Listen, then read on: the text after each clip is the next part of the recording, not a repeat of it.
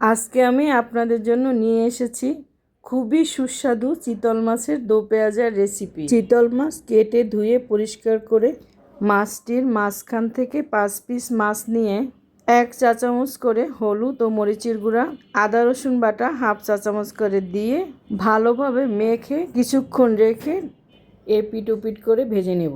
মাছ ভালোভাবে ভেজে নিয়েছি, এবারে মশলা কষিয়ে নেব। 2 টেবিল চামচ তেল দিয়ে 1 বাটি পেঁয়াজ ভালোভাবে ব্রাউন কালারের করে ভেজে নিতে হবে।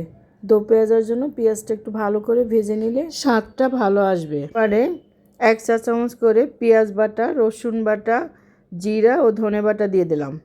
1/2 চা চামচ করে হলুদ মরিচের গুঁড়া দিয়ে দিলাম স্বাদ মতো লবণ। 1/2 চা চামচ শুকনো মরিচের গুঁড়া দিয়েছি। 4-5টি কাঁচামরিচ ও কয়েক টুকরা টমেটো দিয়ে দিলাম। মাছের টুকরোগুলো দিয়ে ঢাকনা দিয়ে কিছুক্ষণ জাল করে নেব। মাছের উপরে তেল উঠলে আমি নামিয়ে নেব। একবার উল্টিয়ে দেব, উল্টিয়ে দিয়ে আরও 2-3 মিনিট রেখে নামিয়ে নেব। চিতল মাছের দো পেঁয়াজা রেডি। এবার একটু সার্ভিং ডিশে নিয়ে আমি পরিবেশন করব। আপনারা কে কে চিতল মাছ পছন্দ করেন কমেন্টে জানাবেন। রেসিপি ভালো লাগলে লাইক, কমেন্ট ও শেয়ার করবেন। সবাই ভালো থাকবেন। আল্লাহ হাফেজ।